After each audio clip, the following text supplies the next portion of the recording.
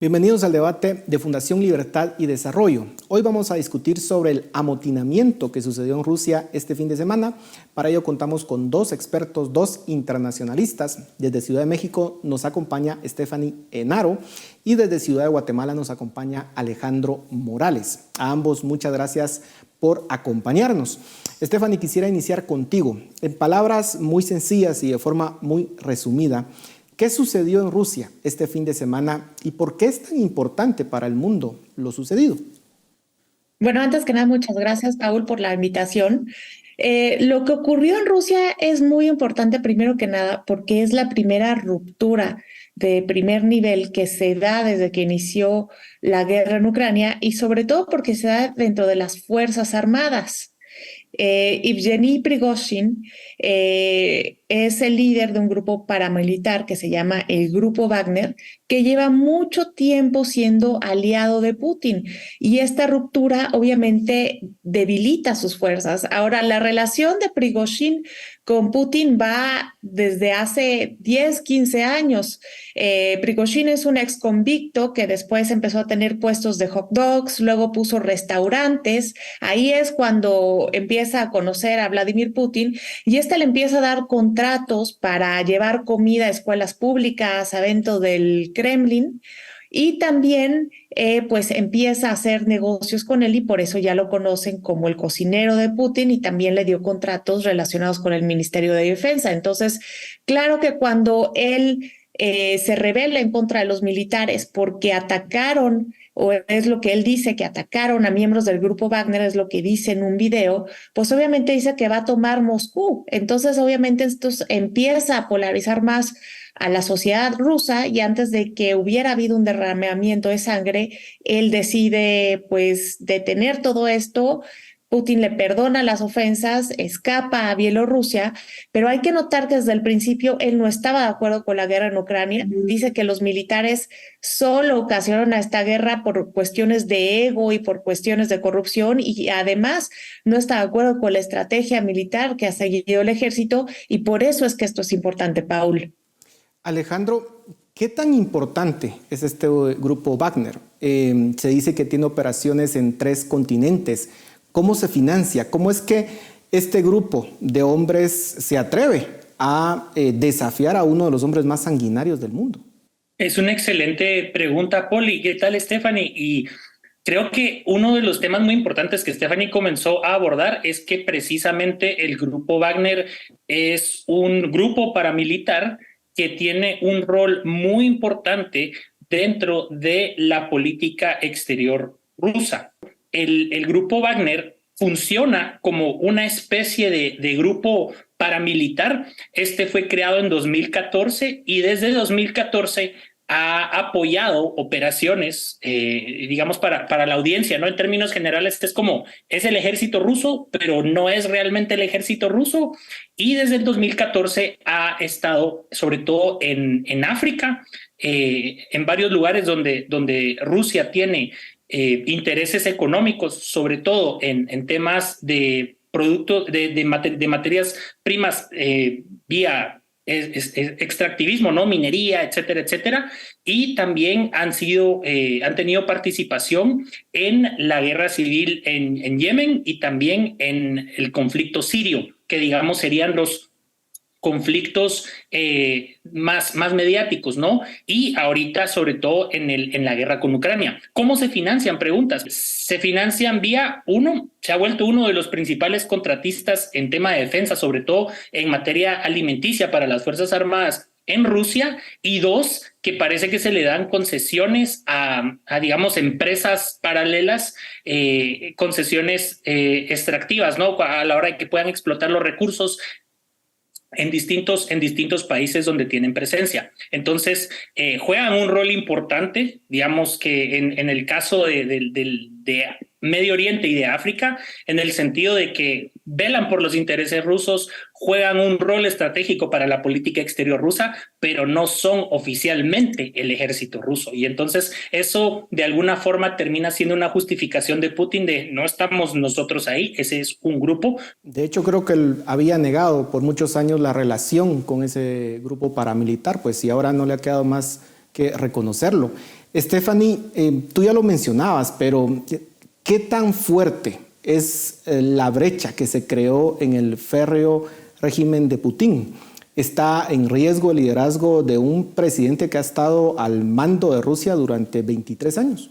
Yo creo que eso va a depender de cómo él sepa capitalizar el momento. Obviamente el que haya habido una ruptura en sus filas sí abre pues una brecha, un momento de vulnerabilidad que aún no sabemos si va a poder ser capitalizado o no por las fuerzas ucranianas, pero también él podría convertir este momento en fortaleza, persiguiendo a todo aquel que parezca desleal, todo aquel que parezca haber traicionado a la patria, y eso lo vamos a ver en los próximos meses. Lo que sí hay que notar es que lo que ocurrió entre Prigozhin y Vladimir Putin nos deja ver que en Rusia lo personal pesa más que lo institucional, porque ese acuerdo al que ellos llegaron pasó en lo oscurito, no sabemos qué se dijo, lo arreglaron entre ellos y quedaron fuera las instituciones. ¿Qué tan probable es que Putin tome venganza de este líder de este grupo Wagner, que entiendo está ahorita refugiado en Bielorrusia? Stephanie. Me parece que si Vladimir Putin hubiera querido tomar venganza, hubiera tomado otro tipo de decisiones, el hecho de que se haya ido a la aliada Bielorrusia, pues nos da varias señales de los términos en los que quedaron y en los lazos que los une. Una cosa es que lo pudo haber dejado ir por amistad, pero también por información. Yo creo que ambos tienen mucha información y comparten muchos secretos. Ahora, otra parte importantísima de la que no se ha hablado mucho en el mundo es ¿qué pasaría en el mundo con una Rusia sin Putin? Geopolíticamente hablando, Rusia es el corazón del mundo por excelencia. Su territorio une a Europa y a Eurasia, por eso Halford Mackinder decía que era el Heartland, el corazón del mundo, y creo que es un país bastante difícil de gobernar, tiene 11 zonas horarias diferentes y necesita una personalidad fuerte capaz de mantenerlo unido. Una Rusia desunida e inestable afectaría evidentemente a Europa, pero también a Asia, y sería algo crítico para el mundo de acuerdo al momento en el que los enfrentamos, porque en Europa, en la Unión Europea, pues está una de las economías más fuertes del mundo, y también del otro lado la China, con la que comparte fronteras. Alejandro, ¿cómo ves que sale Putin luego de este intento de amotinamiento? ¿Sale fortalecido o debilitado? ¿Cuál es tu lectura? Sale debilitado, y aunando a lo que mencionaba Stephanie, precisamente Prigozhin hace ver, y digamos esta escaramuza del grupo Wagner y esta casi marcha hacia Moscú, lo que demuestra es, uno, no era un intento de golpe, sino era más un motín, porque como bien se mencionó, Prigozhin y el grupo Wagner estaban inconformes con los mandos militares, están de hecho inconformes con los mandos militares del ejército ruso, y que eso lo que generó también a nivel internacional y a nivel de ópticas y percepción es que, digamos, Putin no es del todo ese gran líder que incluso salían los memes, ¿no? Montando un oso sin camisa, sino que realmente es una persona y un líder que, si digamos los intereses de los mandos medios dentro del ejército ruso, sumado a los intereses de los oligarcas, no llegan a alinearse, podría llegar a haber un quiebre, porque digamos el movimiento durante el fin de semana del grupo Wagner dentro de Rusia fue relativamente sin una sola bala disparada, y eso, digamos, en términos de percepción, genera desconfianza. Vemos, por ejemplo, a Xi Jinping, que no emitió ningún comunicado, solo observaban, y que esto en el marco de que Rusia y China tienen esta, digamos, amistad sin límites, ¿no? Entonces, sí, a nivel internacional se puede percibir que Putin no es este gran hombre fuerte, sino que si las condiciones llegasen a cambiar a lo interno de Rusia, tanto dentro de los mandos militares como de los oligarcas, eso podría llegar a generar una fractura irreparable.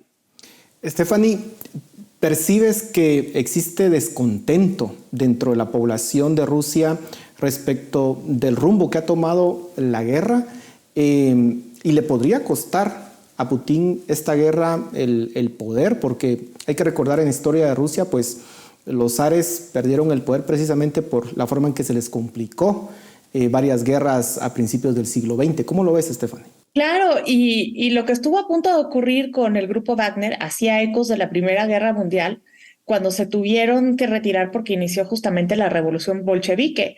Ahora sí hay una división notable, sí hay mucha gente en Rusia que está en desacuerdo con la guerra. De hecho, a principios muchos fueron arrestados, mandaron a cárceles por salir a protestar, pero también hay mucha gente que está de acuerdo y que lo apoya y que sigue la línea que se da por parte del oficialismo. Y hay que poner mucha atención a lo que está pasando porque la inflación, las disrupciones, las cadenas de suministro, por supuesto que está dañando a la población rusa. Y vamos a ver a quién le ponen la cara, porque para unos sí el villano va a ser Vladimir Putin, pero para otros va a ser Joe Biden. Y esto nos habla de que las cadenas de odio siguen y la bipolaridad va a seguir, incluso cuando estamos entrando en un mundo multipolar, pero va a haber una bipolaridad en cuanto a la guerra cultural que estamos viviendo, que ya se expresa en diversas actitudes, la rusofobia, en donde ya ni siquiera los gatos rusos pueden participar en concursos de gatos, ¿no? Y eso me parece realmente ridículo. O sea, los ciudadanos, la cultura no tiene por qué pagar las decisiones políticas. Alejandro, ¿podría este evento motivar a Putin a tratar de llegar a una salida negociada en esta guerra? ¿Ves esa posibilidad?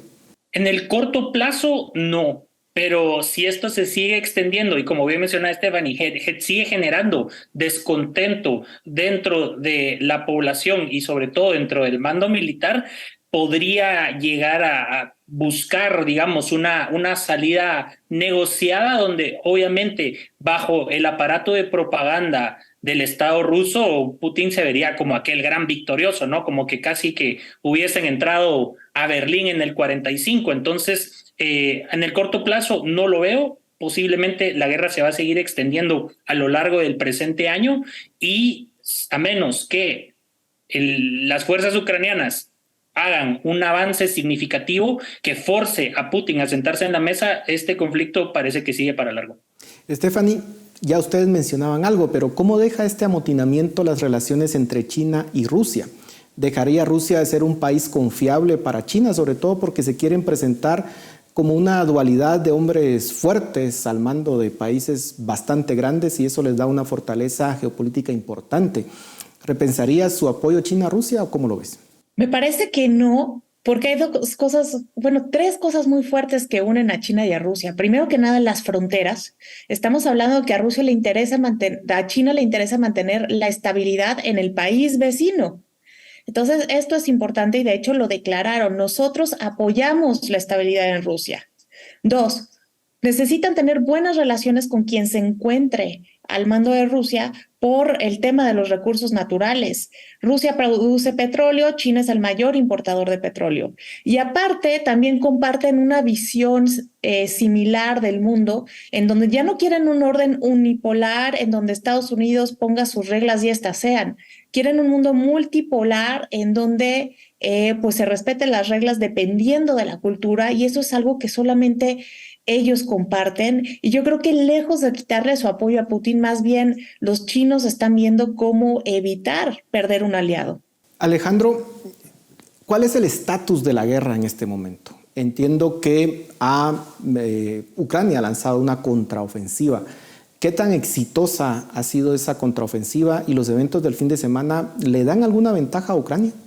Bueno, creo que ahorita es un momento importante donde las fuerzas ucranianas podrían, digamos, retomar la contraofensiva, pero en términos generales estamos en una especie de guerra casi que de trincheras, ¿no? Donde los avances son sumamente pequeños por parte de los dos bandos. Estamos nuevamente enfocando el conflicto y el foco es nuevamente en la región del Donbass, ¿no? La región que ha sido ocupada por Rusia desde el 2014 y digamos que los enfrentamientos siguen, los lanzamientos de misiles, sobre todo ahora las fuerzas ucranianas han denunciado mucho la presencia de tecnología china en los misiles y en el armamento que van, digamos, recogiendo después de los enfrentamientos, pero estamos más o menos a donde estábamos el año pasado.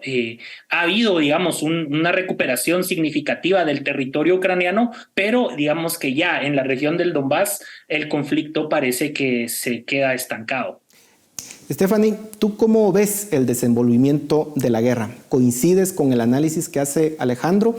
Y adicionalmente, la economía de Rusia solamente cayó 2% en el 2022 y se espera un leve crecimiento en el 2023.